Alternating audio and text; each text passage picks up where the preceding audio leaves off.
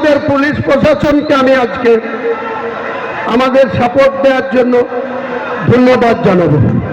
কারণ বিগত 6 তারিখে এই জেলার পুলিশ, রাজ্যের পুলিশ অনেক অসহযোগিতা করেছে। কালকে ছোট্ট একটা ঘটনা ঘটেছে। হুগলির একজন ব্যক্তি আতাহার সাহেব, তার বয়স 66 বছর। তিনি আমার দলের কমিটিতেও আছে। তিনি আজ সকাল সকাল বাড়ি থেকে বেরিয়ে এখানে আসার কথা ছিল।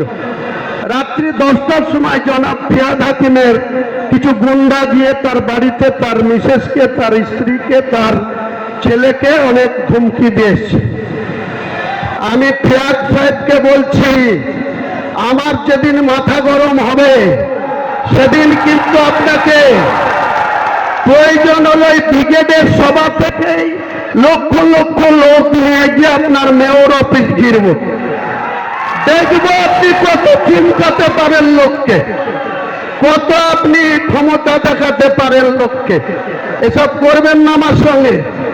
আমি এমনি খুব ভালো, আমি এমনি সাদা মাটা, এমনি মাছের ঝোল ভাত আর পুস্তুর বড়া খেয়ে আর আলু সিদ্ধ খেয়ে থাকি। তার মানে এই নয় আমার শক্তি মাপতে যাবেন না, জনগণই আমার শক্তি। মুর্শিদাবাদের প্রশাসনকেও আমি বলছি, কয়েক জায়গায় গত কয়েকদিনে রানীনগরে, ইসলামপুরে, আরো কিছু জায়গায় মৃদ হুমকি এসছে যে হুমায়ুন কবিরের মিটিংয়ে যাওয়া যাবে না। এসব করেন না। চাকরি করছেন, চাকরি করেন, ল অ্যান্ড অর্ডার দেখার কাজ করেন, কারণ পাশা ঘুরে যাবে।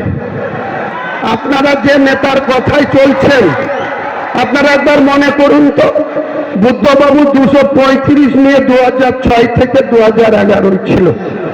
2011 এসে 9 এসে একজন মাত্র এমপি ছিল মমতা ব্যানার্জি, একা। 2004 থেকে 9 কংগ্রেসের 6 ছিল, লেফট ফ্রন্টের 35 ছিল। পাশা ঘুরে গেল, তেমন মানুষ ঘুরিয়ে দিল। 2009-এর পরেই 2011 মুখ থুবড়িয়ে বলল 34-এর বামফ্রন্ট সরকার। তাদের স্ট্যান্ড কত ছিল? 235। আপনার কত আছে? এধার ওধার ভাঙিয়ে এনে 220। এই 220-কে তুড়ি মেরে উড়াবো, 220-কে তুড়ি মেরে উড়াবো। বাংলার রাজনীতিতে আমাকে বলা হচ্ছে ভোট কাটুয়া।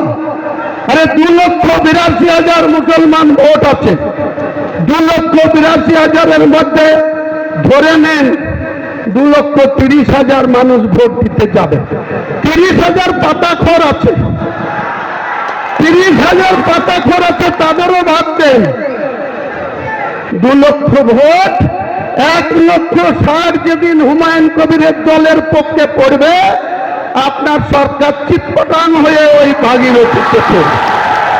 আপনি দেখে নেবেন হুমায়ুন কবির অঙ্ক কষে চলে, একদম অঙ্ক কষে মেপে জুপে হুমায়ুন কবির রাজনীতিটা